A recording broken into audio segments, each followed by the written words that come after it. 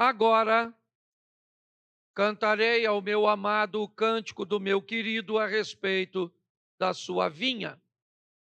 O meu amado tem uma vinha em um outeiro fértil, e a cercou, e a limpou das pedras, e a plantou de excelentes vides.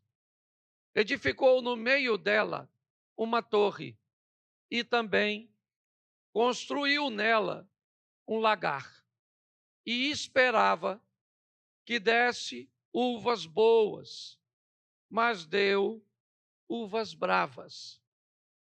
Agora, pois, ó moradores de Jerusalém e homens de Judá, julgai, vos peço, entre mim e a minha vinha.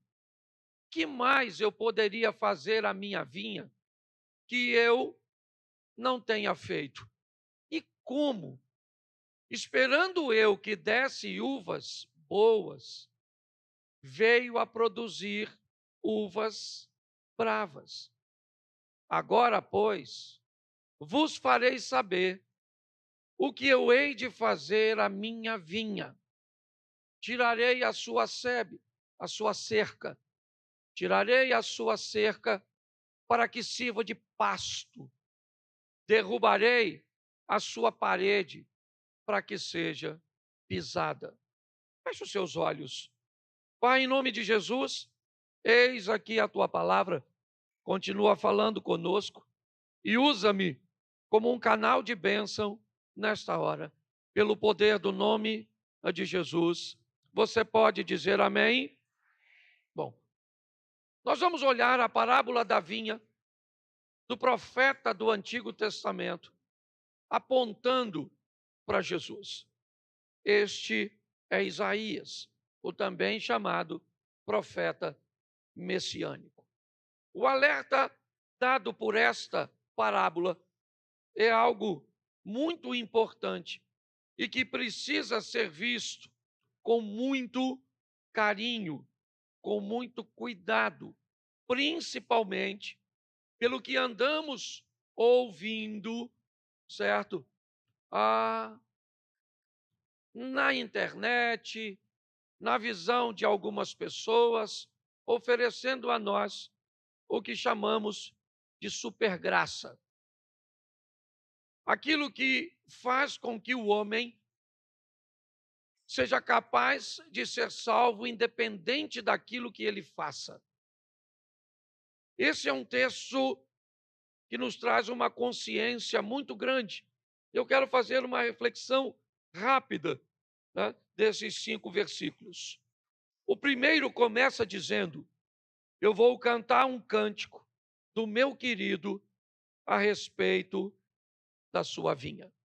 Nós vamos ter uma plantação de uvas como uma forma de comparação entre o povo de Deus, entre o povo escolhido por Deus e a vinha e a plantação de uva.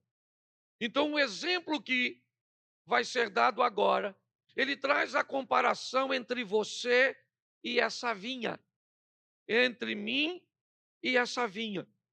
E aí, o texto continua dizendo ainda no verso 1: o meu amado tem uma vinha num outeiro fértil.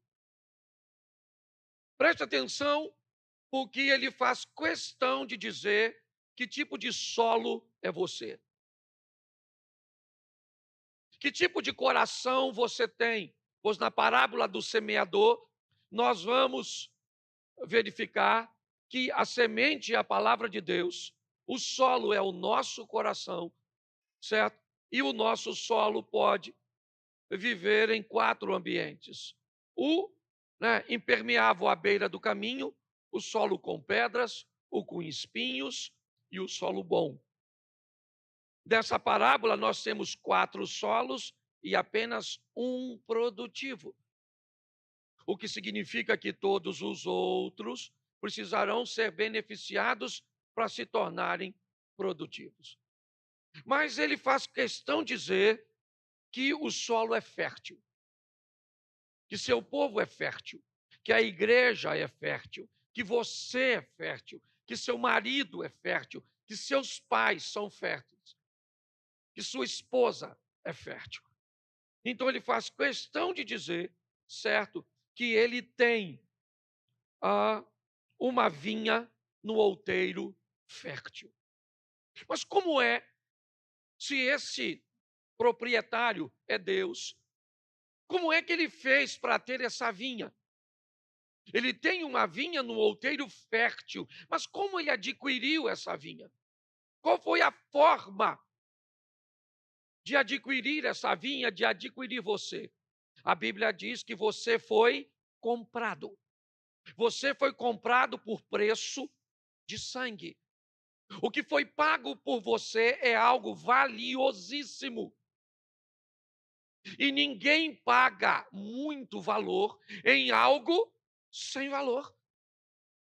É muito importante você entender o quanto você vale. Para quem, pastor? Eu acho que não tenho validade na igreja. Eu acho que não estou valendo nada na minha família. Ninguém me valoriza na sociedade. Ninguém me valoriza na escola. Ninguém me valoriza na família. Quem foi que te comprou? Quem te comprou não foram eles. Então, eles não são obrigados a reconhecer seu valor. Tem alguém que entregou o filho dele na cruz do Calvário para morrer por você. Então, não espere ser reconhecido por pessoas que não pagaram o preço por você. Se elas te reconhecerem e te amarem, é um bônus. Mas se não, ainda assim, você precisa entender que para Deus você é valioso. Hoje, mais do que nunca, as pessoas estão virando números. Você vale quantos seguidores você tem. Você vale quantos likes você tem. Isso faz com que você seja importante. Por quem você é visto. Mas nós aprendemos aqui que nós somos férteis e pertencemos a Ele não por doação. Fomos comprados por preço de sangue. Posso ouvir um amém? Então tá bom. Verso 1 fala disso, certo? Ele tem você e só tem porque te comprou. Você não saiu para ele de graça, não. Eu não saí para ele de graça, não. Ele enviou o filho dele para morrer naquela cruz, o inocente morrendo por um pecador, para ser seu dono, Cláudio, para ser seu dono, Wesley, para ser seu dono, Anderson. E você vale, você é valioso. Então pare de querer que pessoas que não pagaram nada por você sejam capazes de reconhecer seu valor. Senão você vai se decepcionar. Mas já que ele comprou uma terra, um outeiro, um pedaço de terra fértil, o verso 2 entra em cena. E ele diz que após comprar, ele põe uma cerca. Ele vai cercar. Qual é o motivo da cerca para alguém que adquiriu uma propriedade? É mostrar para todo mundo que aquilo tem dono. Botaram uma cerca, olha, é valioso. Se não fosse valioso, não precisava cercar. Se ele não tivesse preocupado, não precisava botar cerca. Mas ele, assim que compra, ele põe uma cerca. Essa cerca vai dar a dimensão, certo? A todos que passarem por ali, agora sabem que por causa daquela cerca, ela indica que existe um proprietário. A Bíblia diz que nós somos cercados por anjos, diz que nós somos cercados pela palavra, mas tem algumas coisas que eu gostaria de fazer uma aplicação. Talvez não seja nem muito corretinho para alguns teólogos de plantão, mas eu acho muito legal porque a cerca mostra ou indica que aquela propriedade tem dono. Vamos supor que você está vindo da rua E lá do outro lado vem uma pessoa que você nunca viu. Você não sabe quem é, não sabe o nome, nunca viu, mas ela traz na mão uma Bíblia.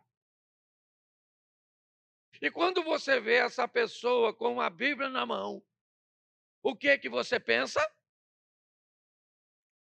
Hein? Na sua linguagem comum seria o quê? É crente. Numa linguagem mais abrangente, o que seria? Essa pessoa tem dono. O dono dela, certo? É aquele dono do livro que ela está carregando. A palavra de Deus é um moerão que mostra para as pessoas que você tem dono.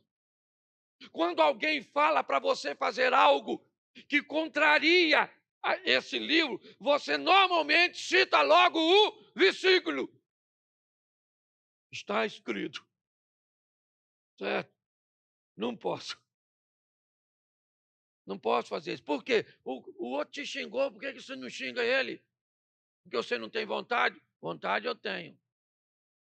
Porque você não tem xingamento para fazer?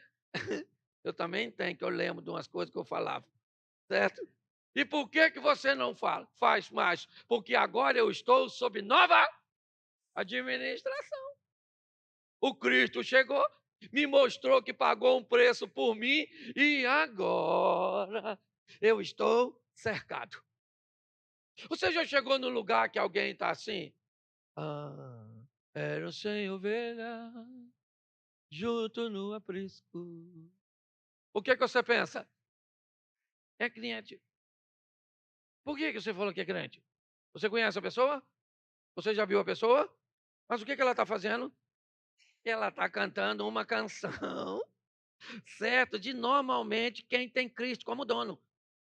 Por exemplo, você chega e alguém está assim, deixa a vida me levar, vida leva eu. O que você pensa?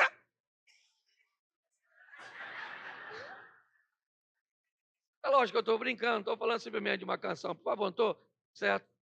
Não sou radical a esse ponto. Eu só estou te mostrando, só para você conjecturar aí na sua mente. O que é isso? São cercas. São informações, são situações que mostram que agora você tem. Fala para quem está do seu lado, eu tenho dono. É isso aí. E fala logo para ele, vai logo falando quem é seu dono, fala. E se tornou seu dono porque fez o quê por você? E comprou por que preço? É isso aí, mano. Fala, se eu estou valendo é muito. Fala para seu namorado aí, se o seu namoradinho está do lado. Estou valendo é muito, malandro. Esse corpício é caro, fala. É. Porque hoje, por onde você vai, parece que as pessoas e as situações estão querendo desmerecer a gente, inferiorizar a gente. Então você vale muito, amém? Porque Cristo te comprou e botou uma cerca ao seu redor. Está lá, os anjos do Senhor acampam ao seu redor daqueles que o... Isso, e o livro. Tem anjo aí perto de tu. Para te proteger, tá certo? Tá certo. Segunda coisa que ele fez, limpou das pedras. O terreno é bom, hein? É caro.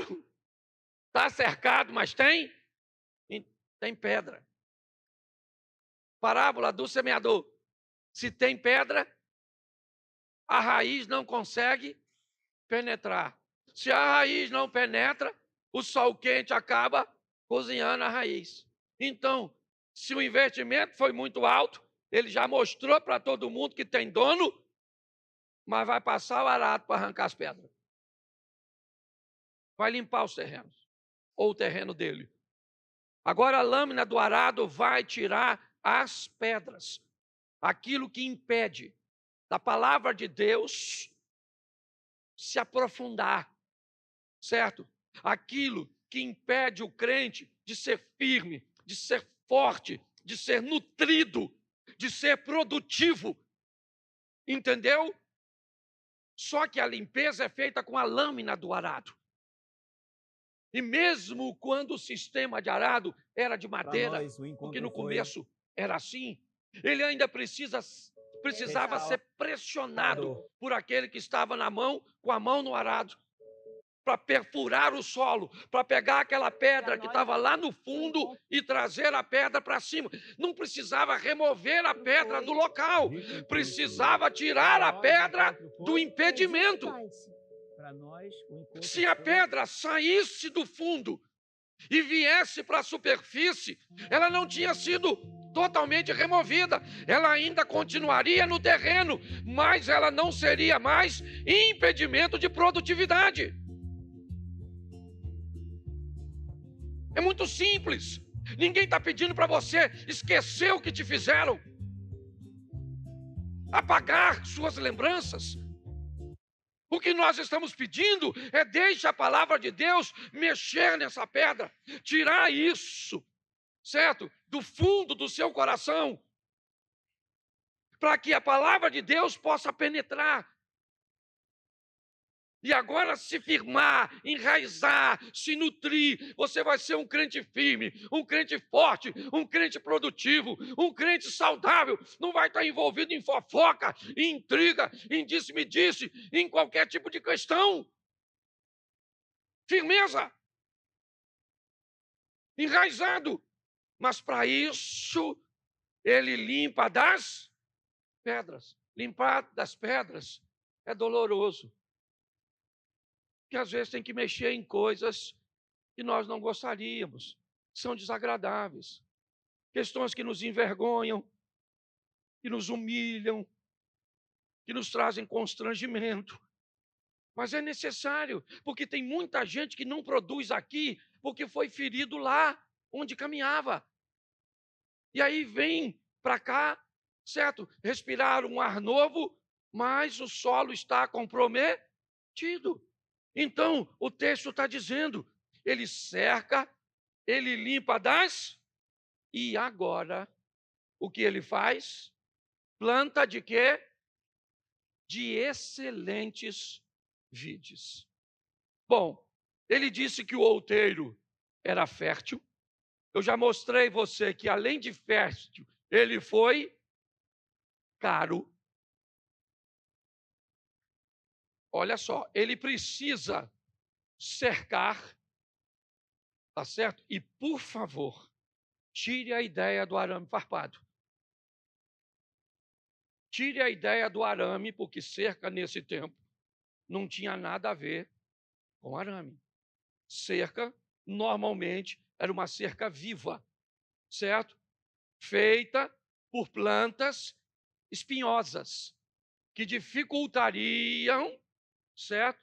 Os intrusos, principalmente animais, de cruzarem a fronteira. Era isso. Se você olhar agora, ele não só disse que o solo é fértil, não temos simplesmente a visão de que o solo é caro, também temos um investimento. E o investimento aqui, primeiro, é em proteger as raízes, certo? Em proteger o imóvel, primeiro. Cercou. Depois, proteger as raízes. E agora ele seleciona. Não são uvas ruins. As mudas que serão plantadas, elas foram escolhidas. Ele não está jogando ao acaso. Escolheu excelentes vides. Sim. Se é para ser plantado no seu coração, há uma preocupação muito grande do que vai ser plantado. Porque se plantar algo errado, viu o que o Anderson disse na palavra de oferta? Sobre como você enxerga as coisas no seu coração, assim elas se tornam, assim elas são.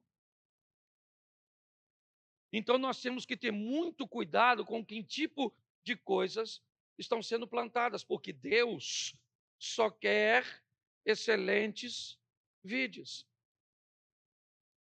Deus está lá, Salmo 1, bem-aventurado o varão que não anda segundo o conselho dos ímpios, não se detém no caminho dos não se assenta à roda dos, antes tem seu prazer na lei do Senhor, na sua lei medita de dia e por causa disso ele será como uma árvore plantada junto ao ribeiro das águas, cujas folhas não caem, os frutos nascem a seu tempo. Então, nós vemos a preocupação de Deus com o que você escuta, com o que você vê. Então, tá certo. Ainda estamos no verso 2. Mais à frente ele vai dizer, depois de plantar de excelentes vides, ele faz o quê?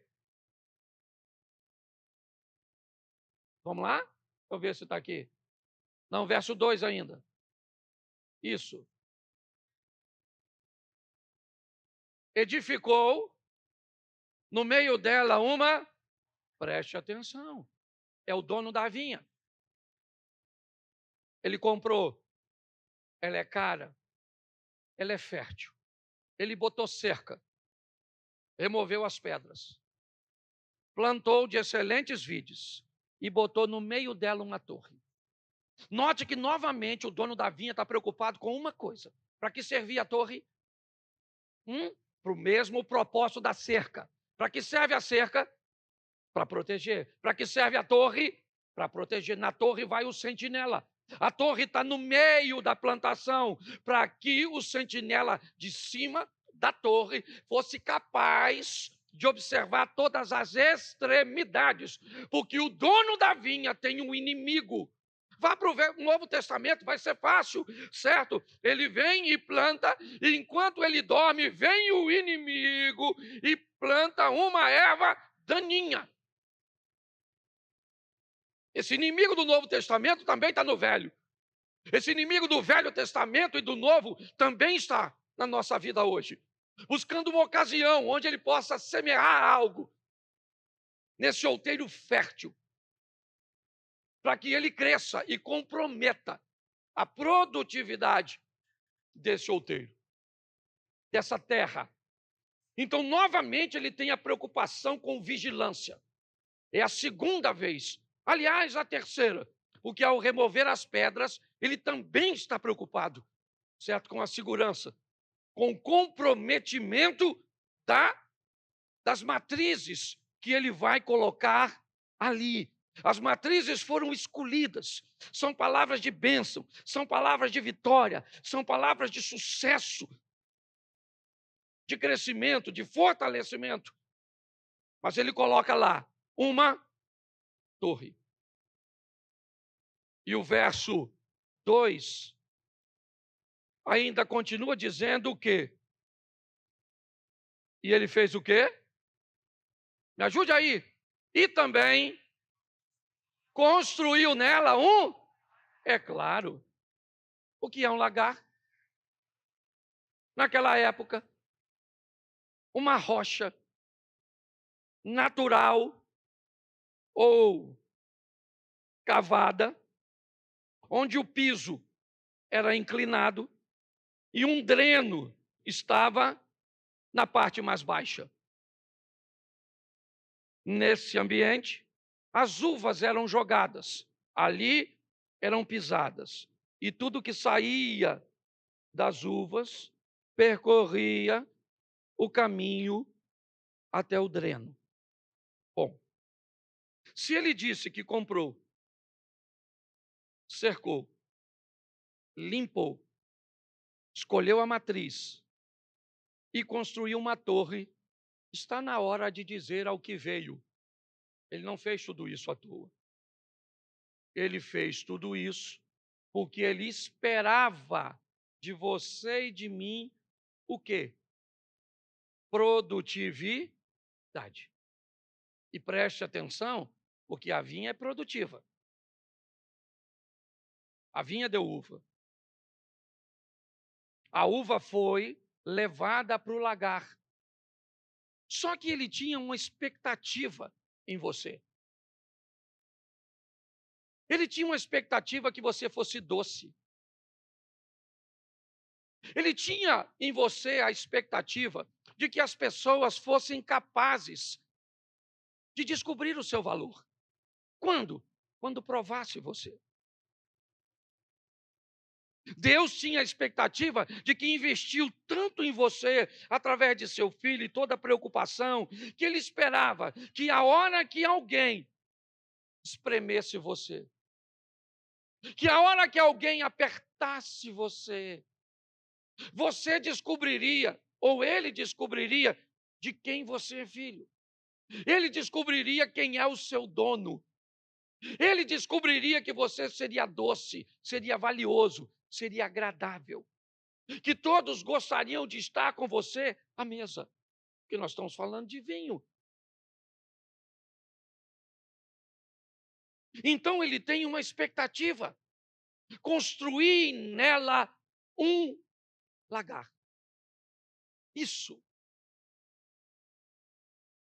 E esperava que desse uvas boas. Por que que eu esperava que desse uvas boas? Primeiro, pelas matrizes que eu coloquei. Se eu coloquei uma matriz boa, eu aguardava, sabe? Se eu coloquei você perto de boas pessoas, se eu dei a você boas instruções, se você é uma pessoa que tem condições de discernir as coisas, não faz nenhum sentido. Eu coloquei tanta coisa boa dentro de você, para agora eu ver as pessoas cuspindo você, colocando você para fora, dizendo que você é amarga, que você não tem valor, que é difícil, que não querem estar com você à mesa. Não era isso que ele esperava. Mas foi isso que aconteceu. Depois de tanto investimento que Deus fez em mim e em você, na hora que as pessoas foram nos provar, não estava legal. Estava bem ruinzinho. E aí, o verso 3 entra em cena. Agora é uma pergunta. Agora, pois, ó moradores de Jerusalém e homens de Judá, julgai, vos peço, entre mim e a minha vinha. Verso 4. Que mais eu poderia fazer à minha vinha que eu não tenha feito? O que eu poderia? Me diga. Deus está falando isso para mim, está falando com você. Anderson, o que eu poderia fazer mais para você? Para que você cuidasse mais da sua família, dos seus negócios, para que Deus fosse visto através da sua vida. O que mais? O que mais ele poderia fazer por você? Hein? Para que as pessoas lá no trabalho te reconhecessem como um homem de Deus. Para que as pessoas lá na escola te reconhecessem como um homem de Deus. Para que seus vizinhos te reconhecessem como um homem de Deus. Para que as pessoas que te provassem dissessem: nossa, é bom, é doce, é agradável, é uma pessoa de valor. O dono dela é Deus. Porque tem muita gente que está na igreja, mas o que ela produz, se alguém perguntar quem é o pai dela ou quem é um dono, não vai ser Deus. E às vezes, nós podemos ouvir isso com razão. Então, ele está dizendo: o que mais eu podia fazer? A minha vinha que eu não tenha feito. E como, esperando eu que desse uvas boas, ela veio produzir uvas bravas. Então, o verso 5 entra em cena. Agora, pois, eu vos farei saber o que eu hei de fazer à minha vinha. Pronto. Você vai ouvir agora, não é coisa que a supergraça vai dizer para você. A internet vai dizer para você que Deus só quer o seu coração, que você pode viver do jeito que você quiser. Que é o seu corpo, são suas regras. É isso.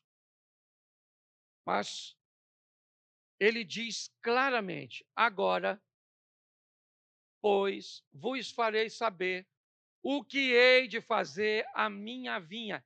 Ela é minha, fui eu que comprei, fui eu que cerquei, fui eu que limpei, eu paguei por ela, eu tenho direito sobre ela. O dono da vinha é Jesus e a Bíblia diz: por ele, tudo foi feito por ele, e sem ele, nada do que foi feito se fez. Ele está dizendo: vou falar para vocês o que eu vou fazer à minha vinha. Tirarei a sua cerca, a sua sebe, para que ela sirva de pasto. Derrubarei ou derribarei a sua parede, para que seja pisada. Põe o verso 6. E a tornarei em deserto. Não será podada, nem cavada, mas crescerão nelas espinheiros, né? Sarça e espinheiros. E as nuvens darei ordem que não derramem chuva sobre ela. Verso 7. Porque a vinha do Senhor dos Exércitos é a casa de Israel. E os homens de Judá são a planta das suas delícias. E esperou que exercessem juízo. E eis aqui opressão, justiça, eis aqui clamor. A minha reflexão nessa noite tem por propósito mostrar o quanto você vale e o quanto Deus investiu e investe em você. Eu só gostaria que você saísse daqui com a preocupação do que, ou que nós saíssemos, não é nem você, nós, que essa palavra também é para mim. Saíssemos daqui pensando, o que nós estamos produzindo? Em que tipo de conversas nós estamos enfiados? Em que tipo de negócios nós estamos fazendo? Que tipo de relacionamentos nós estamos nos misturando?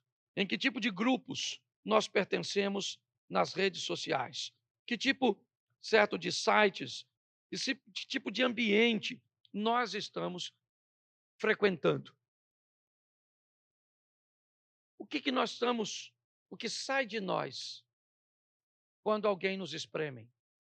O que sai de nós quando alguém nos pressiona?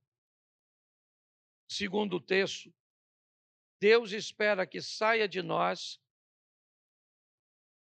o reflexo de tanto investimento que Ele fez em nós. Mas Ele diz, se você optar por não produzir,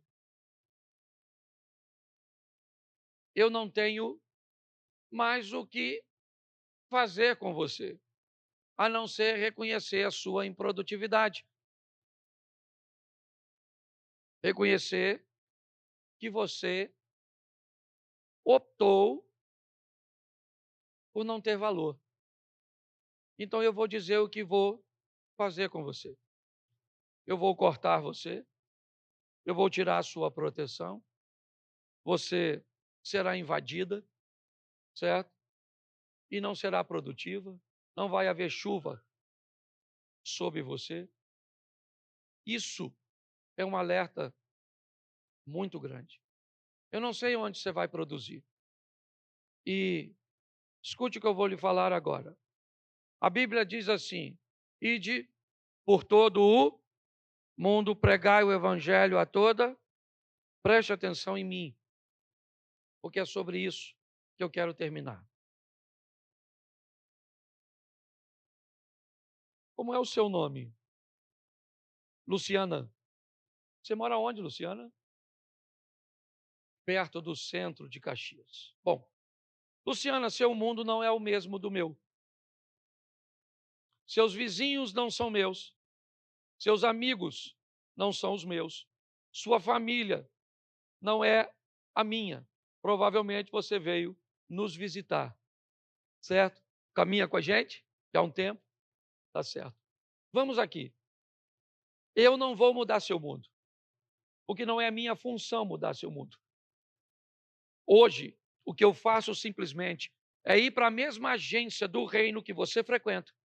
E nessa agência, eu e você recebemos as mesmas ferramentas com a proposta de que saiamos daqui para mudar o nosso mundo. Provavelmente as mesmas pressões que eu vivo no meu mundo, você vive no seu. Às vezes os apertos, as situações difíceis, as provocações, Luciano, que você vive lá no seu mundo, elas tentam extrair de você o que Deus produziu em você, porque você é valiosa, porque Ele investiu muito em você. Esse culto já já vai acabar e o que vai acontecer aqui? Você vai para o seu mundo. E o seu mundo vai querer saber quem é o seu dono. Isso. Seus filhos vão te apertar. Seus pais vão te apertar.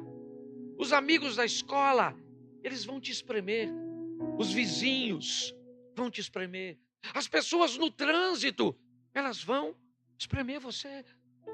Porque é a função dela extrair de você. O mundo é o lagar, onde você é jogado para ser prensado.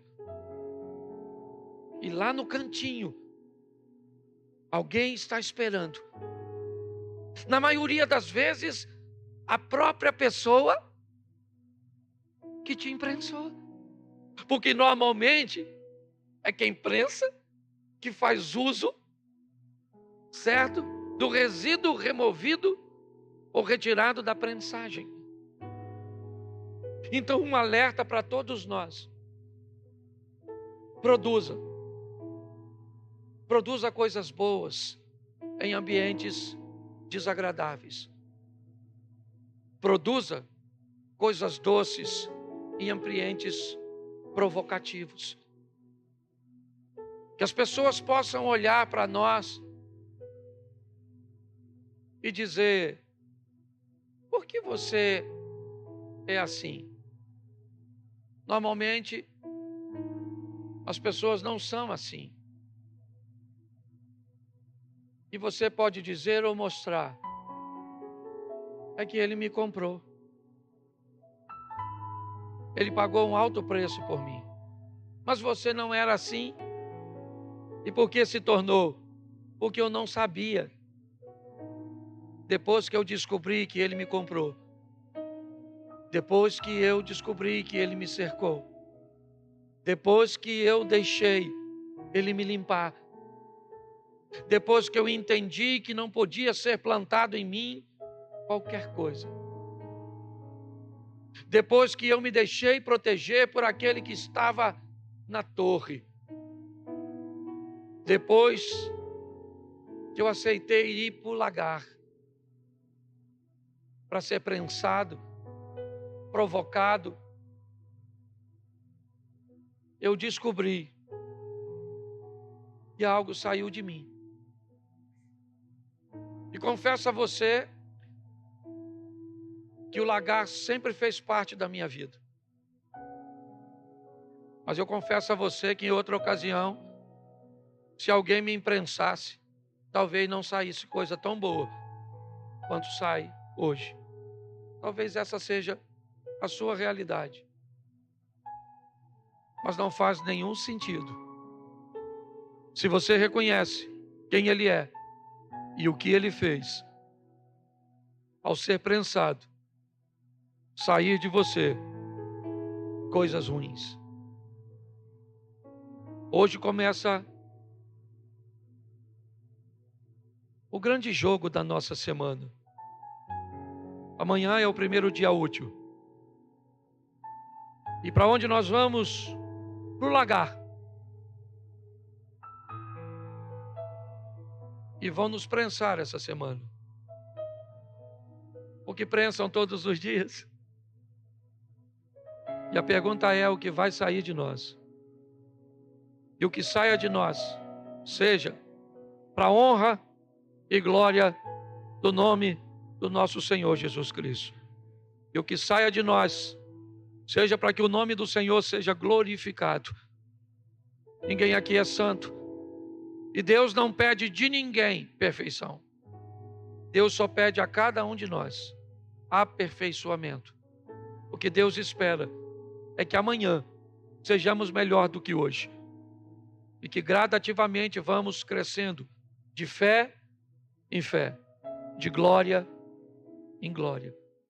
O Saul tinha poder, influência, beleza, estatura. Repita comigo: poder, influência, beleza e estatura. Mas não tinha experiência. Elias, fala Elias. Isso, tinha princípios, coragem e intimidade com Deus, mas estava cansado. Isso aí. O Judas, isso aí, tinha proximidade, confiança, mas estava confuso. Isso aí. Você está vendo você, não está? Parece que você é Judas misturado com Elias, com Pedro e com Saul.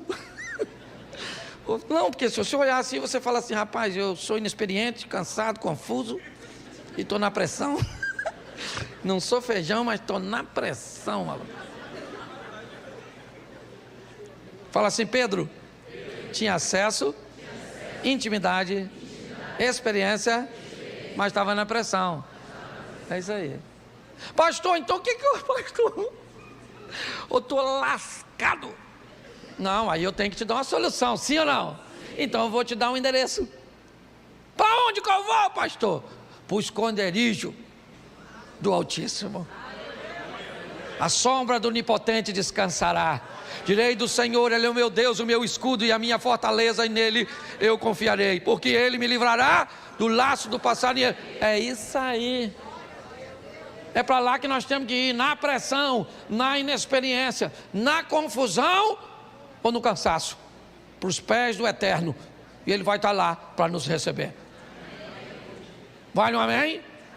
Vamos sair daqui, o que tem lá fora? Guerra, para guerra, para guerra. Já começa, você sai daqui, pega o seu filho, o bicho já está meio perturbado, e vai fazendo bagunça, e vai pulando dentro do carro, sua mulher já vai reclamando, quer comer, doido para você falar que você não tem fome, miserável. Não é, porque ela está sem força para fazer as coisas.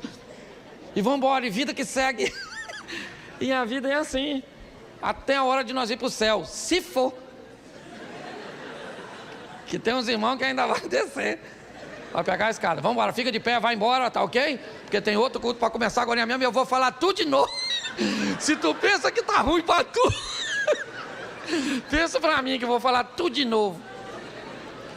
Isso, fecha seus olhos aí, você tá rindo, né? Glória a Deus, glória a Deus, glória a Deus. Mas preste atenção, em mim, que é inexperiência, cansaço, confusão e opressão, não vai destruir sua casa, não vai destruir sua família, não vai destruir seus negócios, não vai destruir sua casa, a sua caminhada de fé, porque o Senhor é contigo. Posso ouvir um amém? Amém. De João, capítulo 1, ou melhor, capítulo 4 primeiro. Vamos dar uma olhadinha no assunto sede, girando em torno de água, e a primeira é a mulher samaritana. Isso. Quando o Senhor veio a saber que os fariseus tinham ouvido que Jesus fazia e que batizava mais discípulos que João, ora ainda que Jesus mesmo não batizava, mas sim os seus discípulos, ele saiu da Judéia e foi outra vez para a Galiléia. Era necessário passar por Samaria. Foi ter em Samaria, numa cidade chamada Sicar, junto à herdade que Jacó havia dado para o seu filho José. Estava ali a fonte de Jacó. Jesus, cansado do caminho, assentou-se junto à fonte. Certo? E veio uma mulher de Samaria tirar água e disse: Jesus, dá-me de beber. E ela disse: como tu, sendo judeu, me pede beber a mim, que sou mulher samaritana? Há parentes, porque o judeu não se comunica com o samaritano, fecha o parente, bota uma pontuaçãozinha aí. Jesus disse: mulher, se tu conheceras o dom de Deus e soubesse quem é o que te diz, dá-me de beber, você é que me pediria e eu te daria da água viva. Ela disse: o poço é fundo, o senhor não tem com o que tirar. És tu maior que o nosso pai Jacó, que bebeu ele mesmo deste poço, como também toda a sua família e todo o seu gado. Jesus disse: mulher, aquele que beber desta água tornará a ter sede, porém aquele que beber da água que eu lhe der nunca mais terá sede. Note que o assunto é água, preste atenção, depois você confere. Água, ok? O assunto aqui é água. Uma mulher está indo buscar água. O que tem lá? 2 poços. É isso aí, cara. Criança é assim mesmo. Louvado seja Deus. Se está chorando é porque está com saúde. Isso. O que tem lá? Repita comigo: 2 poços. Isso. Mas pastor, a Bíblia diz que tem um poço só. O poço de Jacó. A herdade que ele deixou para José. Bom, isso é o que tem o H2O. Tá certo? Bom, o que aquela mulher tem ou sabe que vai ter? Sede. Não significa que ela está com sede no momento que está tirando água. Como ela não tem uma água encarnada como nós, ok? O que ela faz? Ela vai atrás da água. Ela sabe onde a água está. Ela sabe. Ela sabe que para tirar a água, ela vai precisar de algumas ferramentas. Ela sabe que o poço é fundo, ela mesmo disse a Jesus. E ela sabe que precisa de uma corda para acessar a água que está no fundo. E ela precisa também de um recipiente para conduzir a água para casa. Então note que ela está totalmente equipada para aquilo que deseja. Ela sabe onde a água está, onde é o poço. Ela sabe que o poço é fundo, então ela leva a corda. E ela sabe que precisa de um recipiente para levar a água para casa. O que ela não sabe é que além de uma vida física nutrida pelo H2O, pela aguinha, ela também precisa de uma outra água. Uma água que não tem naquele tipo de poço. Então, quando nós olhamos para esse texto, nós vemos um poço do lado de outro poço. E vem uma mulher totalmente preparada para tirar daquele lugar um tipo de água. Mas o outro tipo, ela nem sabe que existe.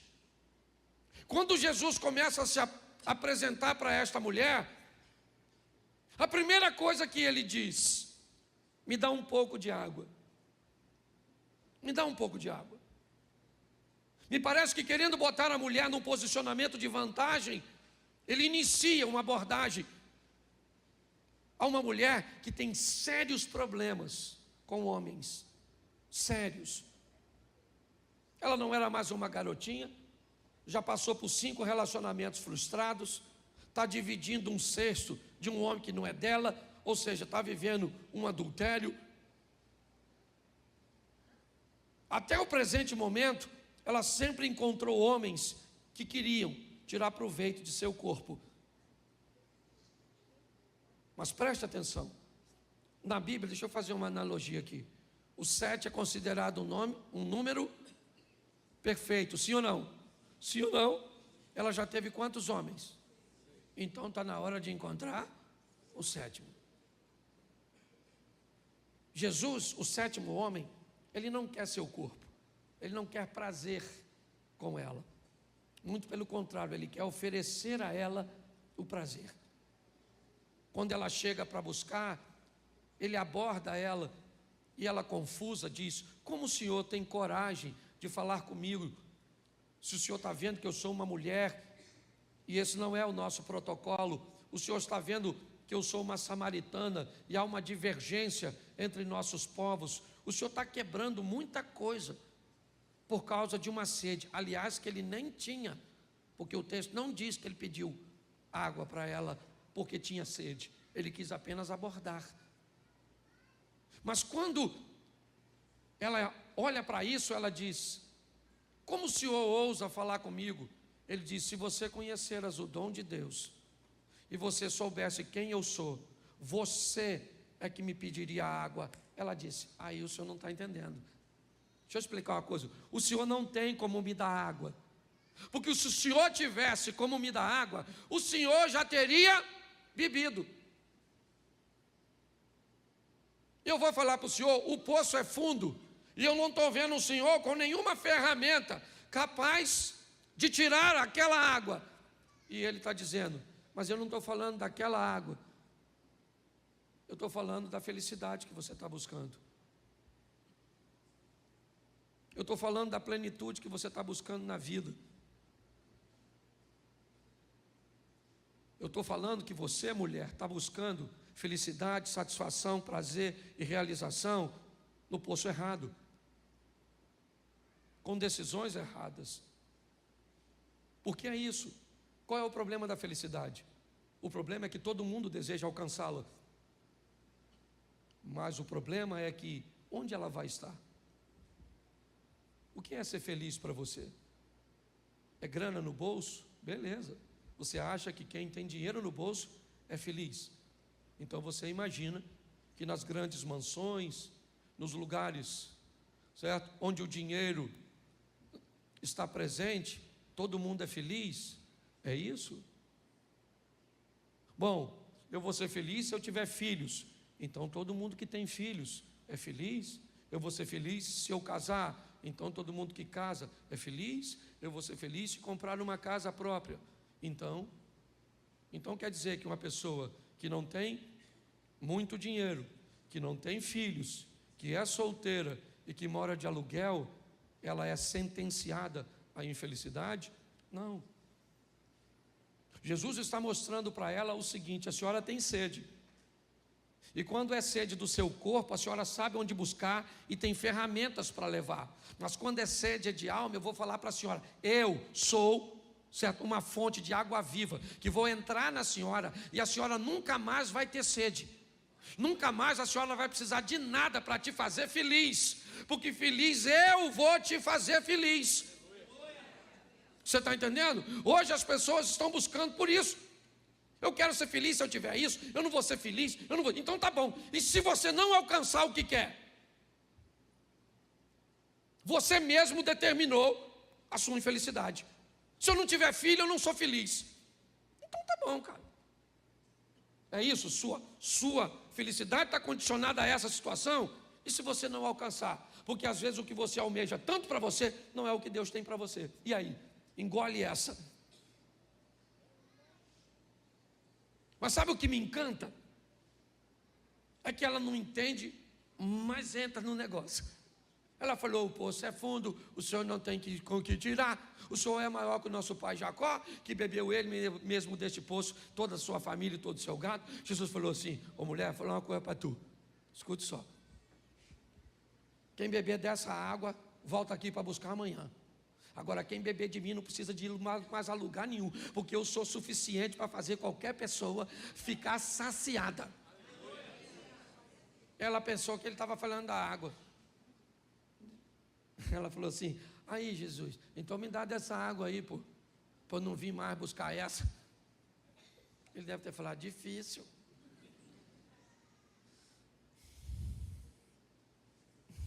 Você não entendeu nada. Então vamos mudar de assunto?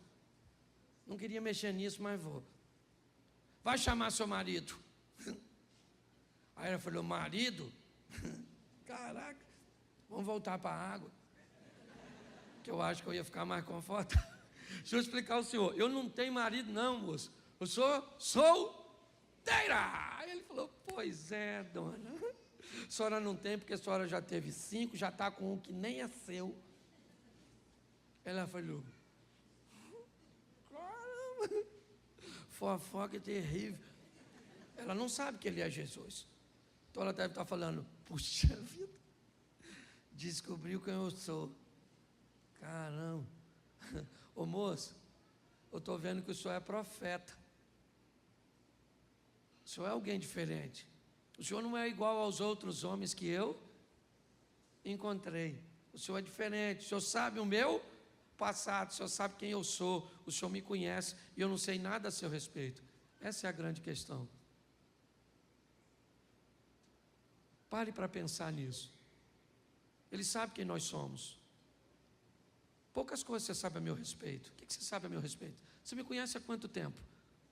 Você não sabe o que eu passei na infância, na minha adolescência, na minha juventude, os traumas que eu já enfrentei, as escassez, os problemas, tudo que eu já... E ele sabe de tudinho. E mesmo assim, me deu a oportunidade de me oferecer uma água que uma torneira não me dá. É muito importante nós entendermos isso. Jesus está mudando a história dessa mulher. E pensa num troço absurdo, é o que ele vai fazer com ela. Ele conversa com ela e fala coisa com ela que ele não disse para seus discípulos. Ele dá instruções. Quem é essa mulher para receber isso? Sabe onde os discípulos dele estão? Enquanto ele está conversando com a mulher? Na cidade de Samaria.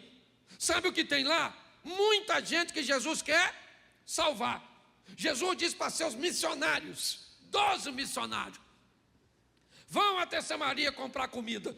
E eles vão para comprar comida. A mulher veio para pegar água. Olha só. Quando Jesus termina de conversar com ela, ela deixa o cântaro. Depois você dá deixa eu ver se eu consigo te mostrar aqui. Põe o 4:28, por favor, para adiantar. Eu estou adiantando porque no segundo eu consigo pregar o texto inteiro. Agora eu tenho que abreviar. Isso. Deixou, pois, a mulher o seu, era com cântaro que ela ia fazer o quê? Ela foi apanhar água. Levou a água. Levou ou não? Levou. Só não levou o H2O. Entendeu? É isso que eu quero que você entenda. Ela levou, só não levou a água do poço. Ok? Foi para a cidade, correu e disse àqueles homens. Olha o que ela disse para os homens. Gente, encontrei o Messias. Samaritano esperava Messias também, sim ou não? Sim. Agora, um Messias que conversa com a dona, com essa reputação, aí também não, né, gente? O Messias tem que bater um papo com você. Uma pessoa santa, imaculada. Ir lá na sua casa, te abordar, falar comigo que sou o pastor Cláudio. Vai lá para pegar uma dona dessa reputação. Ela falou assim, encontrei o Messias. Falou comigo. Os caras devem ter falado, vê se o Messias vai aparecer para a senhora. Essa carga tributária da senhora para pagar. A senhora não tem vergonha não? O Messias já nunca vai dar confiança para a senhora. Esse é que é o problema, gente. O diabo usa isso contra nós, porque muitas vezes ele pega a nossa reputação, que nós não somos flor que se cheira, sim ou não? E isso. E aí diz, você não merece, você não, Jesus, entrar em você, entra nada, eu não estou querendo entrar. O Satanás fala, imagine Jesus, de tão sujo, só que ele sabe quem nós somos. E a mulher está falando, encontrei o Messias. O cara falou assim, e ele falou o quê? Falou tudo que eu fiz. Aí eu acho que ele falou, então quero ir lá dar uma olhada. Pelo menos alguém teve coragem de falar com a senhora. A senhora deixar essa vida sem vergonha da senhora. Não pode vir um homem, esse furor uterino que a senhora tem. Foi lá. Foi lá, Jesus está quietinho. Certo? Só que quando ela volta, quem é que já está lá? Os discípulos com a comidinha. Sim ou não? Eles foram comprar comida onde? Em Samaria. E ela também foi em Samaria. Foi ou não foi? Eles trouxeram quantas pessoas para receber Jesus como Senhor e Salvador? Os discípulos? Ninguém. E a mulher?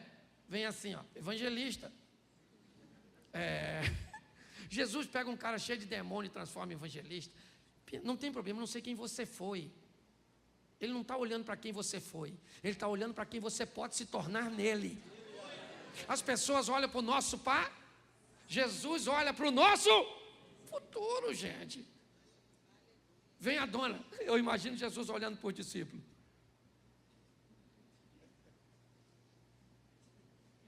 Aquilo é que é evangelista. Olha como é que a dona vem cheia de alma e vocês vêm cheio de sacolinha do supermercado. O que é que ela trouxe? Gente que também tinha sede.